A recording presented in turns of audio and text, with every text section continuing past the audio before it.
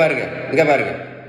மார்பக புற்றுநோய், கர்ப்பப்பை புற்றுநோய், லிவர் கேன்சர், பித்தப்பை கேன்சர், குடல் சம்பந்தமான கேன்சர், ப்ராஸ்டேட் கேன்சர். இன்னைக்கு இதனால தான் நிறைய பேர் இறந்து போகிறாங்க. நீங்களே பார்த்துருப்பீங்க, நினைக்கிறேன், கேள்விப்பட்டிருப்பீங்க. இந்த மாதிரி உடல் பருமனுக்கு, இந்த மாதிரி கேன்சருக்கு நிறைய காரணங்கள் இருந்தாலும் ரொம்ப முக்கியமான காரணம் வந்து அடி வயிற்று கொழுப்பு தான். அடி வயிற்று கொழுப்பு தான். அதனால் வெயிட்டை வந்து எவ்வளோ முன்கூட்டி குறைக்கிறோமோ அவ்வளோ தூரத்துக்கு நல்லது, சேஃப். இந்த தம்பி பாருங்கள், 70 கிலோ வெயிட்டு குறைச்சிருக்கோம்.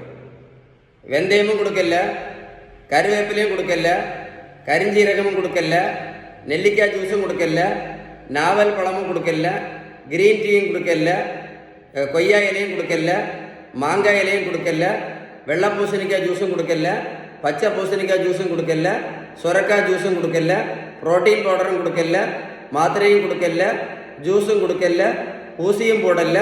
இந்த தம்பி போய் நான் ரோட்டில் போய் ஓடடா அப்படின்னு சொல்லலை. ஏன் சொல்லலை அப்படின்னா, நீங்கள் மருத்துவத்தில் உள்ள ஸ்டாண்டர்டான புத்தகம் ஹாரிஸ், இந்த புத்தகம் என்ன சொல்லுது அப்படின்னா, பேலன்ஸ் டயட்டு ஃபாலோ பண்ணினா மட்டும்தான், பேலன்ஸ் டயட் ஃபாலோ பண்ணால் மட்டும்தான் இந்த வெயிட்டை வந்து டக்குன்னு குறைக்க முடியும்னு சொல்லுது. அதனால நாங்கள் கொடுத்தது எல்லாமே என்னது, ஒன்லி பேலன்ஸ்டு டயட்டு மட்டும்தான்.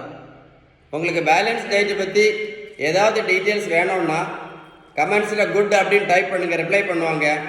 இந்த வீடியோ லைக் பண்ணி ஷேர் பண்ணுங்கள். உடல் பருமன் இருக்குது அப்படின்னா, இந்த மாதிரி கேன்சர் பிரச்சனை வர்றதுக்கு முன்னாடி வெயிட்டை குறைக்கிறது உண்மையிலே ரொம்ப நல்லது. சரிதானே?